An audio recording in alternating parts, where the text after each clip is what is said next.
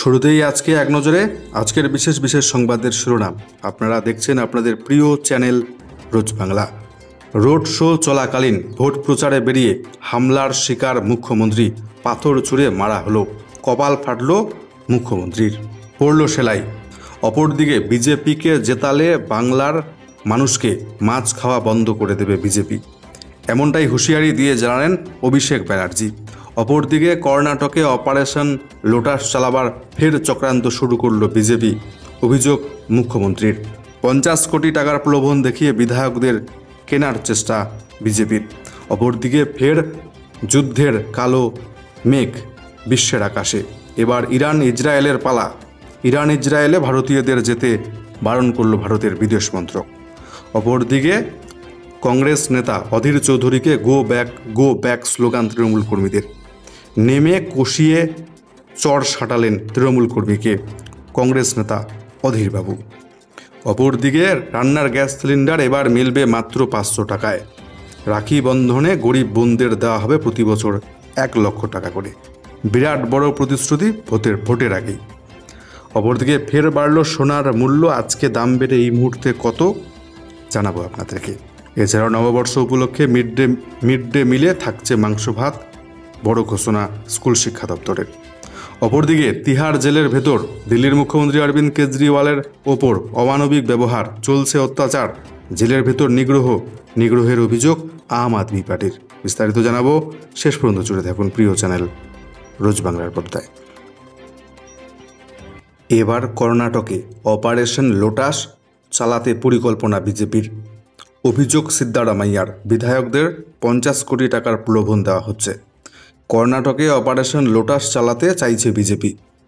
প্রত্যেক বিধায়কদের 50 কোটি টাকার প্রলোভন দেওয়া হয়েছে, কিন্তু এত কিছু করেও সরকার ফেলতে পারছে না বিজেপি। বিস্ফোরক দাবি করলেন কর্ণাটকের মুখ্যমন্ত্রী সিদ্ধারামাইয়া।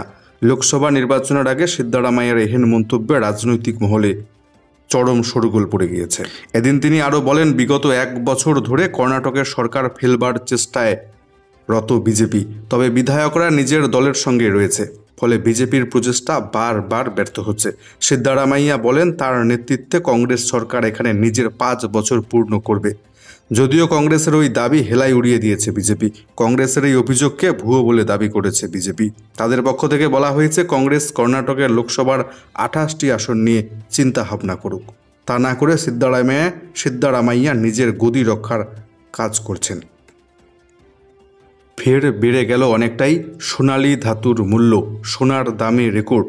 শহরে ফের রেকর্ড গড়ল সোনার দর। 1 লাফে অনেকটা বেড়ে হলুদ ধাতু ছিল 74,000-এর গণ্ডি।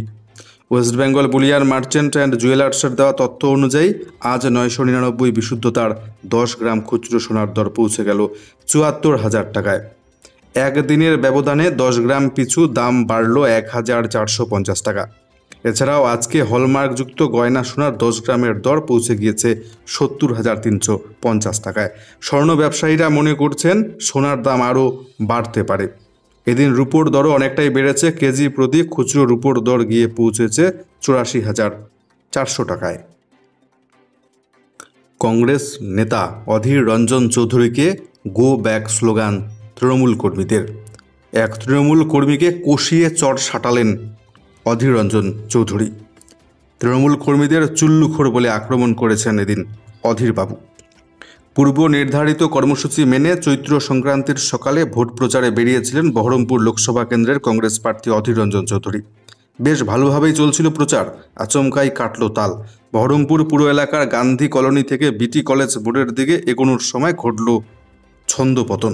5 বারের কংগ্রেস সাংসদকে দেখেই উঠল গো ব্যাক স্লোগান। এই ঘটনা রাস্তাতেই মেজাজ হারান অধীর রঞ্জন চৌধুরী। অভিযোগ, একজনের গালে সপাটে কষিয়ে চড় মারেন কংগ্রেস প্রার্থী অধীরবাবু। যদিও চড় মারার কথা তিনি অস্বীকার করেছেন। তার পাল্টা দাবি, তৃণমূলের চুল্লুখোরেরা আমাকে ডিস্টার্ব করছিল, তাই প্রতিবাদ করেছি আমি। অধীরবাবু মন্তব্যের পাল্টা বিক্ষোভ শুরু করেন তৃণমূল প্রার্থীরা। 2 দলের বিক্ষোভে উত্তেজনা ছড়ায় বহরমপুর জুড়ে। বিজেপি প্রার্থী নিশীথ প্রামাণিককে ভোট দিলেই মাছ খাওয়া বন্ধ হয়ে যাবে বাঙালির। নিশীথ প্রামাণিককে ভোট দিলে কোচবিহারে মাছ খাওয়া পুরোপুরি বন্ধ করে দেবে। অভিযোগ অভিষেক ব্যানার্জির। দেশ জুড়ে ফের আমিষ বনাম নিরামিষ বিতর্ক তুঙ্গে। শুক্রবার জম্মু এবং কাশ্মীরে প্রধানমন্ত্রী নরেন্দ্র মোদী বলেছেন, যারা চৈত্র নবরাত্রির সময় আমিষ খান তাদের মানসিকতা মুঘলদের মতো। সেই বিতর্কিত মন্তব্য ঘিরে কোচবিহারে ব্যাপক ক্ষোভ উগরে দিলেন তৃণমূল সর্বভারতীয় সাধারণ সম্পাদক অভিষেক ব্যানার্জি। এদিন অভিষেক ব্যানার্জি বলেন, দেশের প্রধানমন্ত্রী বলেছেন মাছ খেলে তারা হিন্দু বিরোধী, তারা মুঘল। আমি দুবেলা মাছ খাই, কোচবিহারের মানুষেরা বলুন আপনারা মাছ খান না? যারা মাছ খেতে ভালোবাসেন তারা হাত তুলুন। মনে রাখবেন, আপনাদের দেশ বিরোধী বলছেন খোদ প্রধানমন্ত্রী নরেন্দ্র মোদী। এবার নিশীথ প্রামাণিককে ভোট দিয়ে জেতালে কোচবিহারেও মাছ খাওয়া পুরোপুরি বন্ধ করে দেবে বিজেপি। বাংলায় মায়ের ভোগে মাছ থাকে। প্রধানমন্ত্রী বাংলার কৃষ্টি সংস্কৃতি সম্পর্কে কিছুই জানেন না। শনিবার কোচবিহারে তৃণমূল প্রার্থী জগদীশ বাসুনিয়ার হয়ে রোড শো করেন অভিষেক ব্যানার্জি। এরপর জনগণের উদ্দেশ্যে বলেন, কোচবিহারের দিনহাটা থেকে নবজোয়ার যাত্রা শুরু করেছিলাম। 2021 সালের পর প্রধানমন্ত্রীকে কোচবিহারে দেখা যায়নি। গত 5 বছরে কেন্দ্রের মন্ত্রী, বিদায়ী সাংসদ নিশীথ প্রামাণিককে কোচবিহারের মানুষ চোখেও দেখেনি। যাকে চোখের সামনে দেখা যায় না তার গ্যারান্টি আপনারা কি নেবেন? অভিষেক ব্যানার্জি এদিন প্রতিশ্রুতি দিয়ে বলেছেন, তৃণমূলের প্রার্থী জগদীশ বাসুনিয়াকে জেতালে যারা বাড়ি তৈরির জন্য আবেদন করেছিলেন এবছর ডিসেম্বরের মধ্যেই তাদের বাড়ি তৈরির আবাস যোজনার টাকা, প্রথম ইনস্টলমেন্টের টাকা তাদের ব্যাঙ্ক অ্যাকাউন্টে পাঠিয়ে দেব আমরা। ভোটের আগে বিরাট বড় প্রতিশ্রুতি। রাখি বন্ধনে গরিব দরিদ্র বোনেদের দেওয়া হবে 1 লক্ষ টাকা করে। এছাড়াও মাত্র 500 টাকায় মিলবে রান্নার গ্যাস সিলিন্ডার। লোকসভা নির্বাচনের ইস্তাহার প্রকাশ করল লালু প্রসাদ যাদবের রাষ্ট্রীয় জনতা দল আরজেডি। ইস্তাহারকে তারা পরিবর্তন পত্র বলে উল্লেখ করেছেন। তাতে মোট 24টি পরিবর্তনের প্রতিশ্রুতি দিয়েছেন তারা। তালিকায় সরকারি চাকুরি থেকে রান্নার গ্যাসের দাম কমানো রয়েছে একাধিক প্রতিশ্রুতি, আশ্বাস। ইস্তেহারে জানানো হয়েছে, যদি ইন্ডিয়া জোট ক্ষমতায় আসে দেশে, আমরা সারা দেশে 1 কোটি বেকার যুবককে সরকারি চাকুরি দেব। এই মুহূর্তে বেকারত্ব আমাদের দেশের উন্নয়নের পথে সবথেকে বড় প্রতিবন্ধকতা বলে জানিয়েছে তারা। এছাড়াও রাখি বন্ধন উৎসবে প্রতি বছর আমরা দেশের দরিদ্র বোনদের 1 লক্ষ টাকা করে দেব এবং গ্যাস সিলিন্ডার মানুষ পাবেন শুধুমাত্র 500 টাকায়। উল্লেখ্য, আগামী 19 এপ্রিল থেকে ভোট গ্রহণ শুরু হচ্ছে বিহারে। 7 দফাতেই সেখানে নির্বাচন হচ্ছে। প্রথম দফায় আগামী শুক্রবার বিহারের 4টি আসনে ভোট গ্রহণ হতে চলেছে। এছাড়া ইস্তেহারে পুরনো পেনশন প্রকল্প ফিরিয়ে আনার প্রতিশ্রুতি দিয়েছে আরজেডি। এও বলা হয়েছে, ইন্ডিয়া ক্ষমতা এলে বিহারকে বিশেষ মর্যাদা প্রদান করা হবে। যোগাযোগ ব্যবস্থা উন্নত করবার জন্য বিহারে নতুন করে আরও 5টি বিমানবন্দর তৈরি করবে বলে ইস্তাহারে জানিয়েছে আরজেডি। বিমানবন্দরগুলি তৈরি হবে পূর্ণিয়া, ভাগলপুর, মুজফ্ফরপুর, গোপালগঞ্জ এবং রক্সৌলে। তিহার জেলের ভেতর দিল্লির মুখ্যমন্ত্রী অরবিন্দ কেজরিওয়ালের সাথে করা হচ্ছে দুর্ব্যবহার, অমানবিক ব্যবহার, করা হচ্ছে নিগ্রহ, করা হচ্ছে অত্যাচার। কেজরিওয়ালকে তার স্ত্রীর সঙ্গে দেখা করতে দেওয়া হচ্ছে না। জেলে নিগ্রহের অভিযোগ আম আদমি পার্টির। আবগারি দুর্নীতি মামলায় গ্রেপ্তারের পর তিহার জেলে বন্দী দিল্লির মুখ্যমন্ত্রী অরবিন্দ কেজরিওয়াল, কিন্তু তাকে তার স্ত্রী সুনিতার সঙ্গে দেখা করতে দেওয়া হচ্ছে না। শনিবার এমনটাই অভিযোগ তুলল আম আদমি পার্টি। দলের নেতা সঞ্জয় সিংয়ের দাবি, কেজরিওয়াল সুনিতার সঙ্গে সামনাসামনি বসে কথা বলতে চেয়েছিলেন, কিন্তু তাকে সেই অনুমতি দেওয়া হচ্ছে না। দুজনে একটি জানলার দুপাশে দাঁড়িয়ে কথা বলেন কিছুক্ষণ। সেই জানলা আবার কাঁচ দিয়ে ঢাকা ছিল।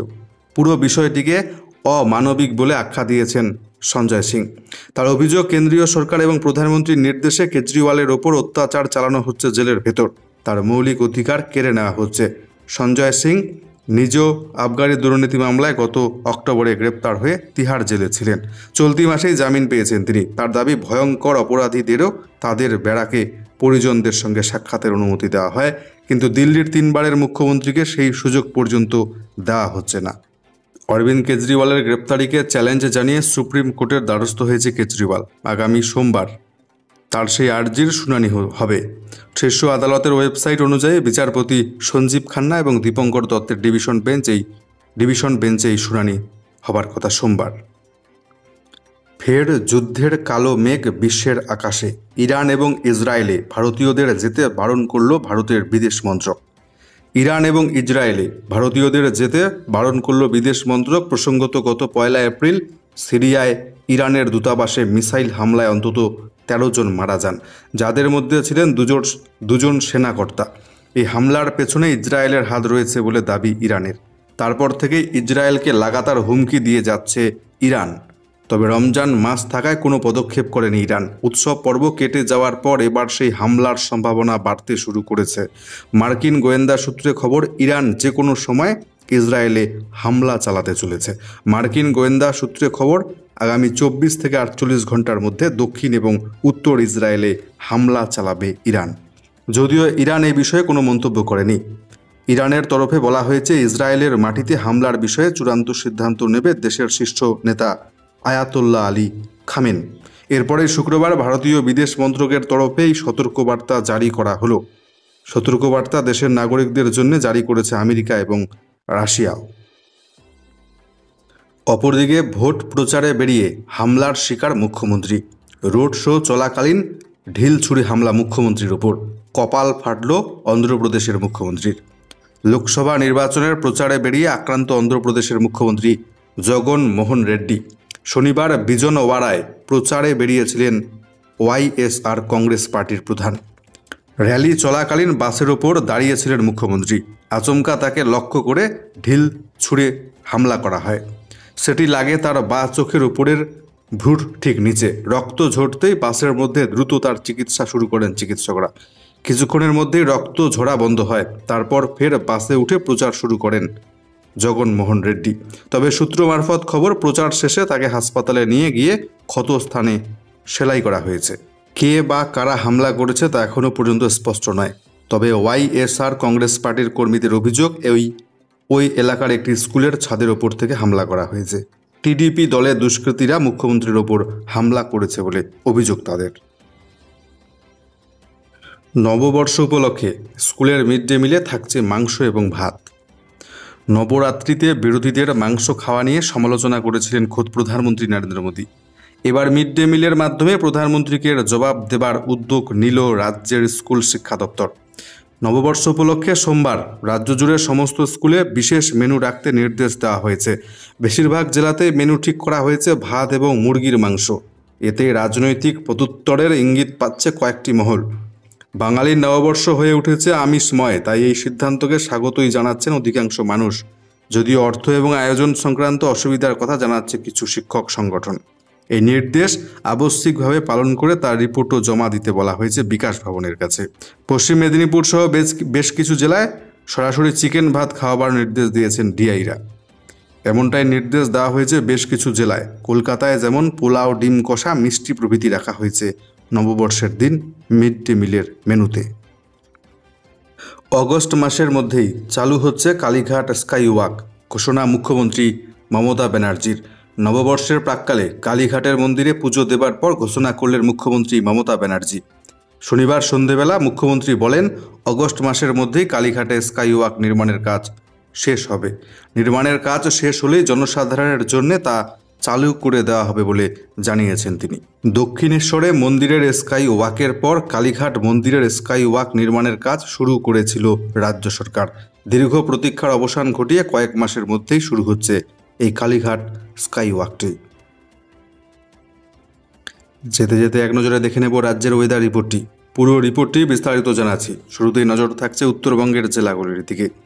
আজকে উত্তরবঙ্গের দার্জিলিং, জলপাইগুড়ি, কালিম্পং, আলিপুরদুয়ার, কোচবিহার এবং উত্তর দিনাজপুর, মালদা জেলায় হালকা পরিমাণ বৃষ্টি, তার সাথে বজ্রপাতের সম্ভাবনা, সেটাও বিক্ষিপ্ত হবে।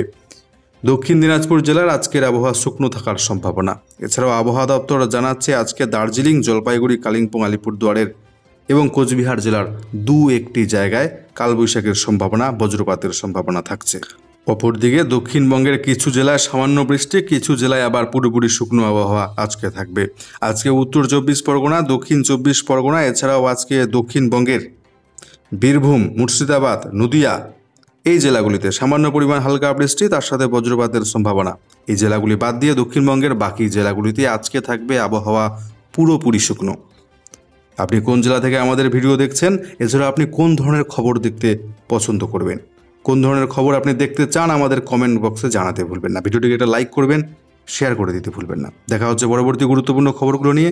সেই পর্যন্ত সুস্থ থাকুন, ভালো থাকবেন।